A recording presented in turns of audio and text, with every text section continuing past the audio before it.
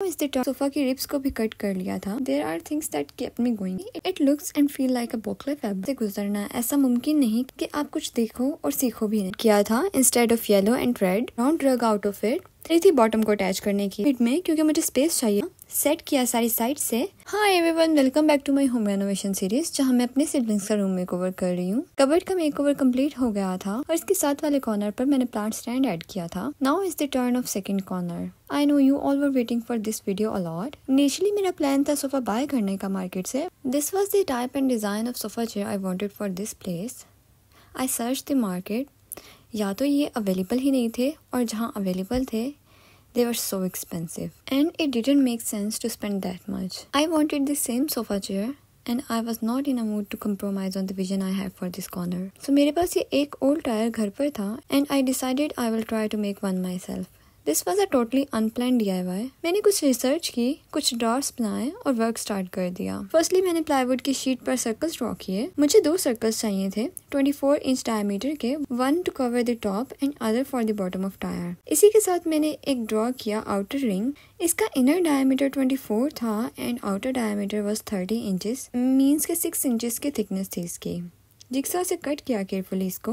मुझसे किसी ने पूछा था कि फ्रेम्स के इनसाइड को कैसे कट करती हूँ मैं। सो सिंपली मैं ड्रिल से होल कर लेती हूँ पहले, इतना बड़ा कि जिक्सा का ब्लेड उसमें से पास हो जाए एंड देन नॉर्मली उसको कट कर लेना है। Okay, so cutting part was done and now it was time to assemble it on tyre. सो पहले मैंने बॉटम सर्कल को अटैच करना था। उसके लिए मैंने बॉटम सर्कल को प्लेस किया टायर पर। Then I made 4 holes on 4 sides.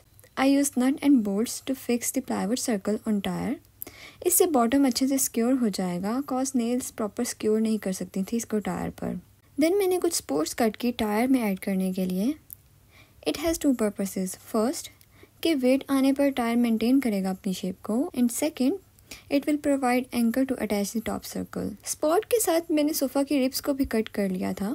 ये बैकरेस्ट के लिए ज़रूरी होती हैं। First rib length was 17 inches और इस पर मैंने डायगनल कट भी ऐड किया था बिकॉज यहाँ पर आउटर रिंग अटैच होगा, और बाकी रिब्स को भी अकॉर्डिंगली मेजर करके कट कर लिया था मैंने। Now it was time to attach the ribs on top circle. 1 by 1 सारी रिब्स को अटैच किया।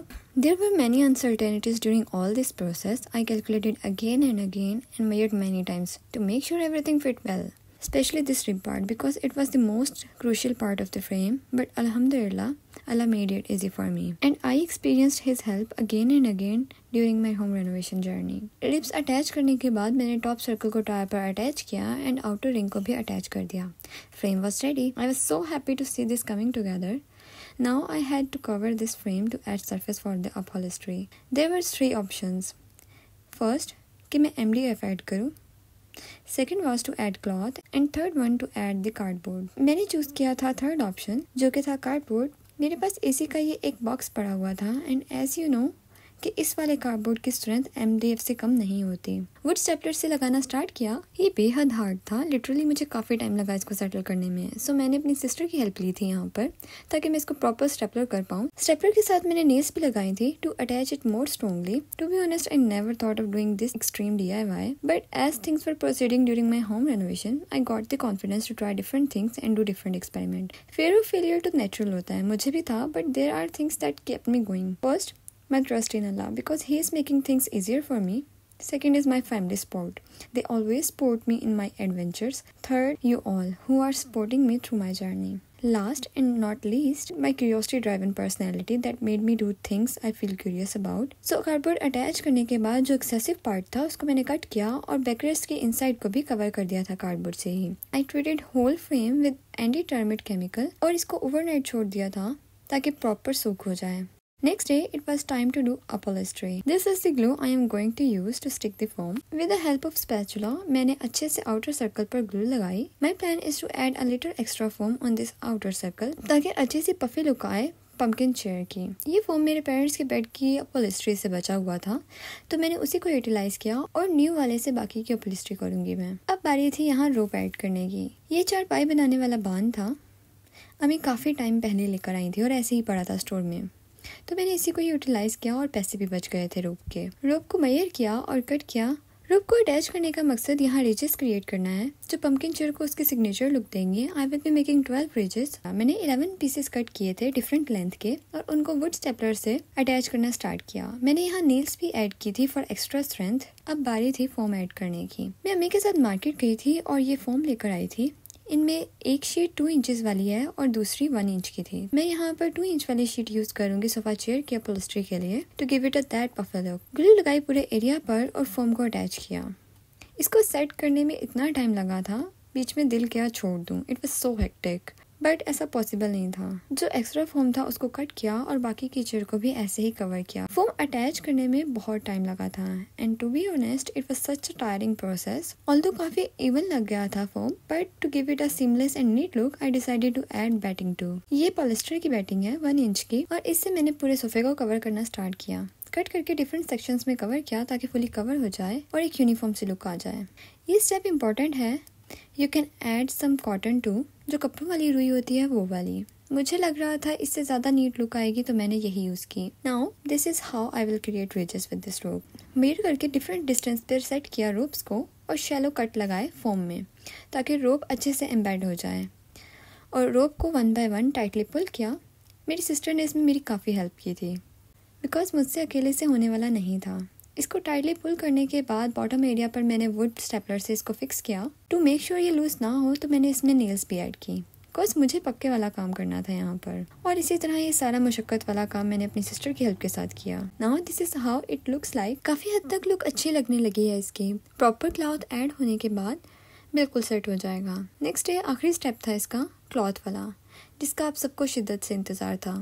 मैं ये मार्केट से क्लॉथ लाई थी। It looks and feel like a boucle fabric but it's flexible. So मैंने क्लॉथ बनाया कैसे, ये भी एक प्रोसेस था। काफ़ी टाइम मैंने इस पर सोच विचार किया कि कैसे सेट किया जाए। आखिरी हाल ये निकला कि रिजेस के लिए अलग-अलग पैटर्न्स निकाले जाए और उनको कंबाइन करके कवर बनाया जाए। डिफरेंट प्लेसेस से ईच एंड एवरी रेज को मेजर किया और उसको नोट डाउन किया। हर रेज की डिफरेंट मेजरमेंट थी। क्लॉथ को मार्क किया एंड 1 बाय 1 पैटर्न्स को कट करना स्टार्ट किया। चेक करने के लिए कि कट सही हुई है या नहीं, मैंने उनको एक पर प्लेस किया चेयर पर एंड अल्हम्दुलिल्लाह कटिंग बिल्कुल परफेक्ट हुई थी। कटिंग के बाद next step was to stitch it all together. Childhood में हमने जो चीज़ें एक्सपीरियंस की होती हैं उनका कहीं ना कहीं असर हमारी लेटर लाइफ में आता ही है। जो चीज़ें हम देखते हैं सीखते हैं वो इम्प्लीमेंट भी कहीं ना कहीं होती हैं इन अवर लेटर लाइफ। तो कुछ ऐसा ही मेरी लाइफ में भी है। मुझे याद है कि जब स्कूल जाते थे तो रास्ते में हमारे एक फर्नीचर मार्केट आया करती थी। वहाँ सुबह सुबह शॉप्स ओपन हो जाया करती थी। कोई पॉलिश कर रहा होता था, कोई पेंट, किसी के हाथ लकड़ी पर होते थे, किसी के कपड़े ग्लू या कलर से भरे हुए। हर वेदर में वो काम कर रहे होते थे। मुझे कभी समझ नहीं आई थी उनकी स्पीड या उनकी स्ट्रेंथ की, बट उनकी मेहनत हमेशा याद रही। उनके हाथ रफ होते थे एंड क्लॉथ स्टेन्ड, लेकिन उनकी इंटेंशन क्लियर होती थी to create something beautiful for someone's home. काफ़ी लोग मुझसे पूछते हैं कि मैंने ये किधर से सीखा, कोई फॉर्मल ट्रेनिंग ली या मैंने कोई कोर्स किया।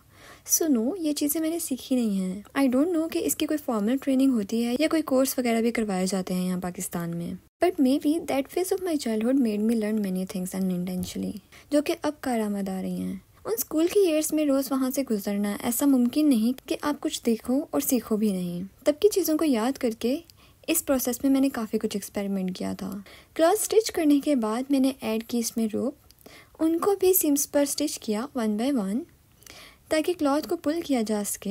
Errors are part of the process, उनके बगैर एक्सपेरिमेंट कामयाब नहीं होता। To tell you truth, stitching के दौरान मैंने कोई 3 से 4 बार गलत पैटर्न्स को स्टिच किया था। एक बार तो उल्टा स्टिच हुई थी and after many trials and errors finally ये रेडी हो गई थी। And yes, I got my sisters help again. Ropes जो थी इसमें इनको भी पुल करना था। अच्छे से 1 बाय 1 रिजेस पर क्लॉथ को सेट किया।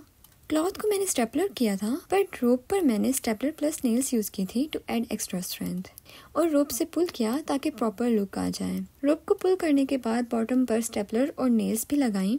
पहले सारे रिजेस की रोप को पुल किया, बाद में फिर क्लॉथ को स्टेपलर करना स्टार्ट किया। रोप पुल करने वाला काम था, ये काफ़ी टायरिंग था और हाथ तो बिल्कुल मुझे ऐसे लग रहे थे जैसे हैं ही नहीं। खैर, जो एक्स्ट्रा क्लॉथ था उसको कट किया और बॉटम पर एक ब्लैक क्लॉथ ऐड किया to give it a clean look, और साथ में सीट भी ऐड की and pumpkin chair is complete. Now was the turn of next thing. My plan is to pair this pumpkin chair with a tree lamp. This was my inspo, और इस lamp के पीछे भी एक story है। This tree trunk is from a tree we had in this house during our childhood. शहतूत का दरख्त था, बहुत बड़ा। उस पर एक स्विंग भी था एक वक्त में और ढेर सारी मेमोरीज थी उस दरख्त के साथ हमारी। बट जब घर की कंस्ट्रक्शन हुई तो उसको कट करवाना पड़ा और ये एक ट्रंक पड़ी हुई थी उसकी ऊपर छत पर। I wanted to utilise this to make something meaningful for this room. So मैंने सोचा एक लैंप बनाया जाए।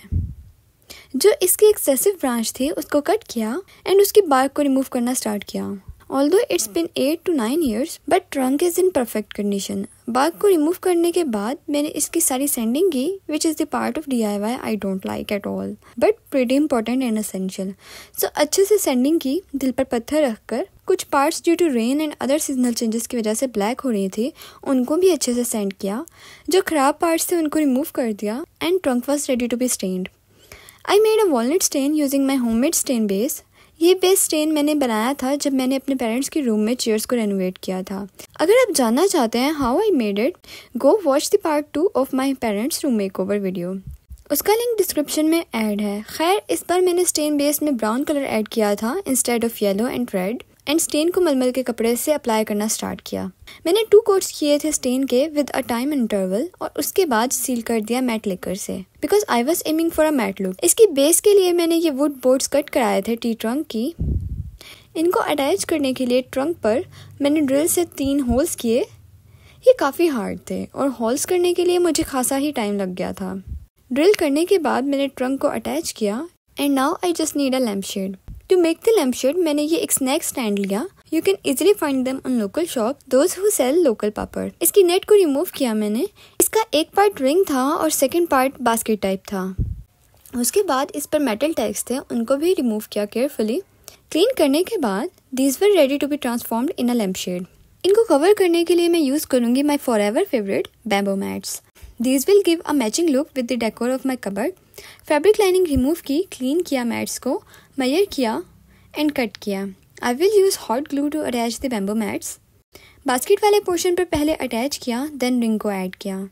मैंने ये बैम्बू मैट्स थ्रिफ्ट स्टोर से लिए थे and believe me you can utilise them in so many ways. I just love how versatile these mats are. उसके बाद बास्केट में मैंने एक होल किया मेटल कटर से।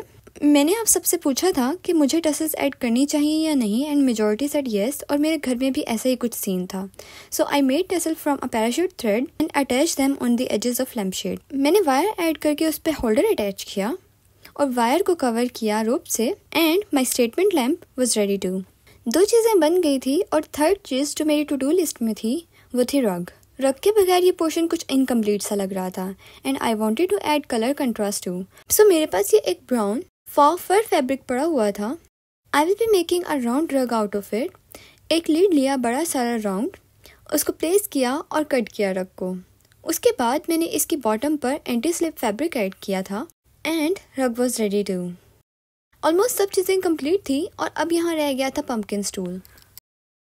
टू बी ऑनेस्ट मेरा कोई प्लान नहीं था इसको बनाने को, बट फैब्रिक और फोम सोफा से काफ़ी बच गया था तो मैंने सोचा चलो लगे हाथों इसको भी बना लिया जाए। इसका प्रोसेस सोफा से काफ़ी मिलता जुलता है। 2 सर्कल्स मार्क किए मैंने, 1 for the bottom and 1 for the top on a plywood sheet. उसको जिक्सा से कट किया। साथ में मुझे चाहिए थी 8 वुड स्पोर्ट्स। मैंने उनको भी 1 बाय 1 कट किया।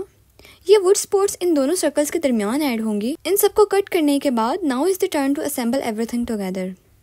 सबसे पहले दोनों सर्कल्स पर मार्क लगाए जहाँ पर स्पोर्ट्स अटैच होंगी। इक्वल डिस्टेंस मेजर किया फॉर ईच। मैं ये वाली नेल्स यूज़ कर रही हूँ स्पोर्ट्स को अटैच करने के लिए। ये 2 इंच से बड़ी नेल्स हैं। सो मैंने 1 बाय 1 स्पोर्ट्स को टॉप सर्कल पर अटैच करना स्टार्ट कर दिया। स्पोर्ट्स को थोड़ा एजेस से बाहर रखकर अटैच किया था मैंने ताकि पंपकिन की शेप थोड़ी अच्छी आ जाए। 2 नेल्स हर स्पोर्ट पर ऐड की थी मैंने ताकि स्ट्रॉन्गली अटैच हो जाए एंड टॉप सर्कल अटैच हो गया था। अब बारी थी बॉटम को अटैच करने की। सेम प्रोसेस किया, 1 बाय 1 नेल से अटैच कर दिया। Now the frame was ready. Next step is to add ropes on the top circle. उसके लिए सेम बान यूज़ किया मैंने। इक्वल लेंथ की रोप्स को कट किया after measuring. My plan is to create ridges between 2 supports. So I added the rope in the middle of 2 supports. ऐसा करने से हर रोप स्पोर्ट के मिड में आई थी। नेल्स भी ऐड की जैसे सेम सोफा पर की थी। नाउ रोप ऐड हो गई थी। उनको इकट्ठा किया मिड में क्योंकि मुझे स्पेस चाहिए थी। अब ऐड करना था फोम। तो जो बचे कुछ पीसेस थे फोम के जो सोफा में से बचे थे उनको मैंने ऐड करना स्टार्ट किया। ग्लू मेरे पास खत्म हो गई थी जो मैंने सोफा पर यूज़ की थी और मार्केट में जा नहीं सकती थी। तो इसलिए मैंने हॉट ग्लू यूज़ की फोम को अटैच करने के लिए। सबसे पहले टॉप को कवर किया था on the edges in a circular shape, then sides को कवर किया था एक फुल शीट से। फोम लगने के बाद I added polyester batting just like in sofa. इससे होगा ये कि जो रफ लुक है फोम की वो सेट हो जाएगी एंड सीमलेस लुक आएगी आफ्टर एडिंग क्लॉथ। अब बारी थी फिर से मुशक्कत वाले काम की, यस, रिजेस क्रिएट करना।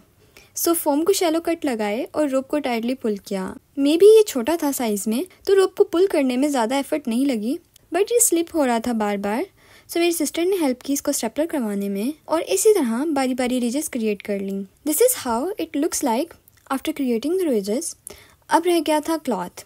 नेक्स्ट डे मैंने इसकी मेजरमेंट ली, हाइट मेजर की थी और साथ में सर्कमफेरेंस। मैं इसका कवर डिफरेंट तरह से स्टिच करूंगी। वही सेम क्लॉथ लिया जो सोफा में से बचा था, हाइट वाली मेजरमेंट की मार्किंग की और उसको कट कर दिया।